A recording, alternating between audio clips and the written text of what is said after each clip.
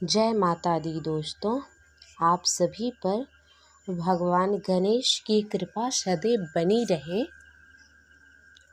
आज के इस वीडियो में हम जानेंगे गणेश व्रत के कुछ नियम और भगवान गणेश जी की कथा। बुधवार व्रत के नियम बहुत सरल हैं। इस व्रत में पूरे दिन नमक का सेवन नहीं करना चाहिए।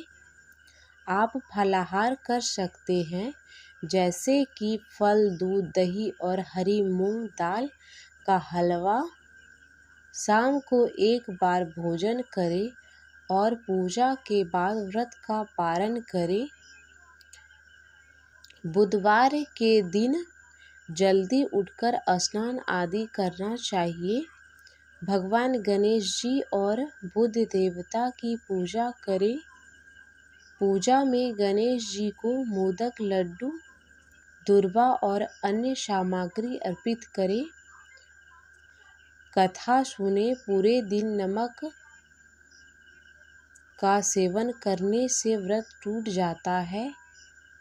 शाम को एक बार भोजन करना चाहिए और पूजा के बाद व्रत का पारण करें। बुधवार के दिन गरीबों को दान दे शुभ माना जाता है। व्रत के दौरान मन को शांत रखना और किसी से भी अपशब्द न कहना चाहिए। इस दिन आप फल ले सकते हैं। भगवान गणेश के सामने व्रत शुरू करने से पहले व्रत का संकल्प लें।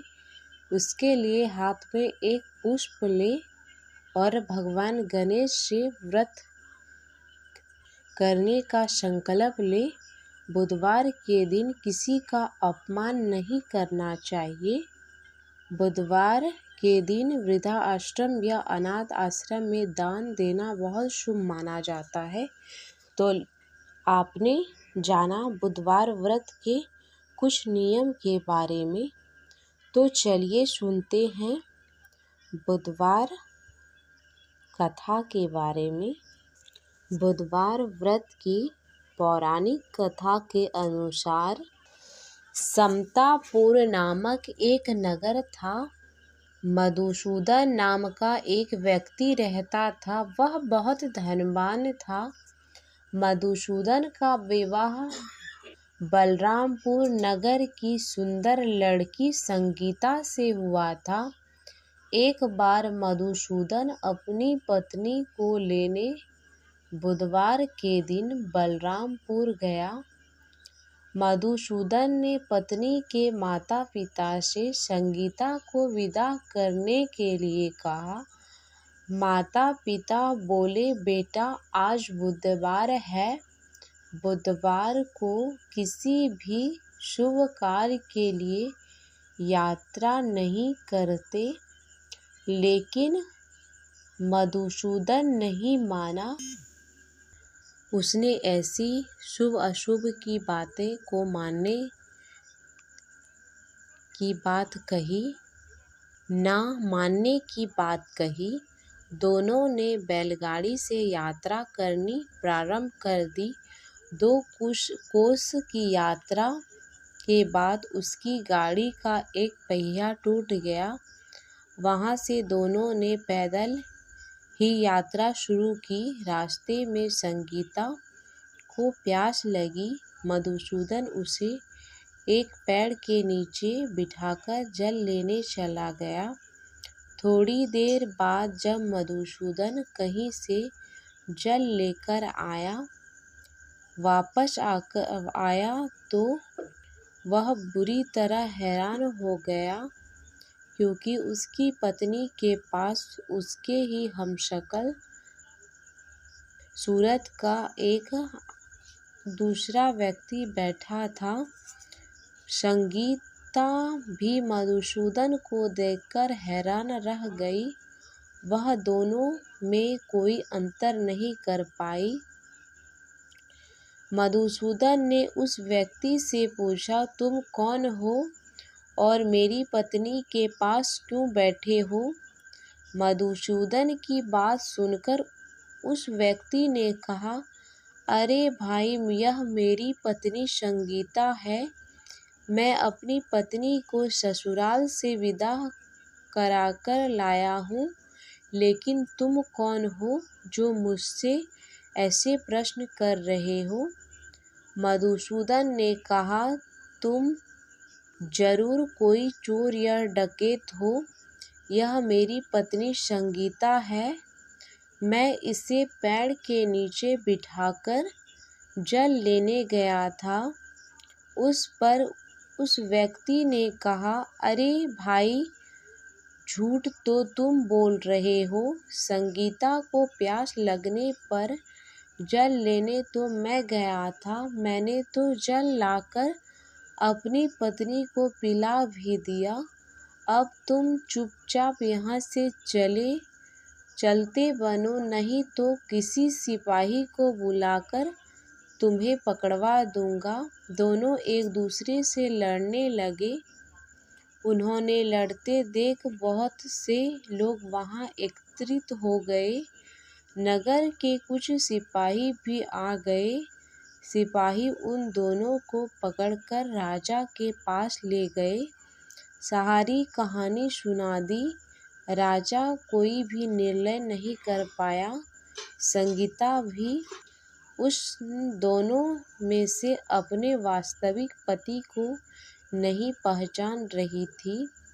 राजा ने दोनों को कारागार में डाल देने के लिए कहा। राजा के फैसले पर असली मधुसूदन भयभीत हो उठा। तभी आकाशवाणी हुई, मधुसूदन, तूने संगीता के माता पिता की बात नहीं मानी और बुधवार के दिन अपनी ससुराल से प्रस्थान किया। यह सब भगवान बुद्धदेव के प्रकोप से हो रहा है। मधुसूदन ने भगवान बुद्धदेव से प्रार्थना की, हे भगवान बुद्धदेव, मुझे क्षमा कर दीजिए।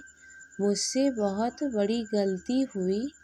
भविष्य में अब कभी बुधवार के दिन यात्रा नहीं करूँगा और सदैव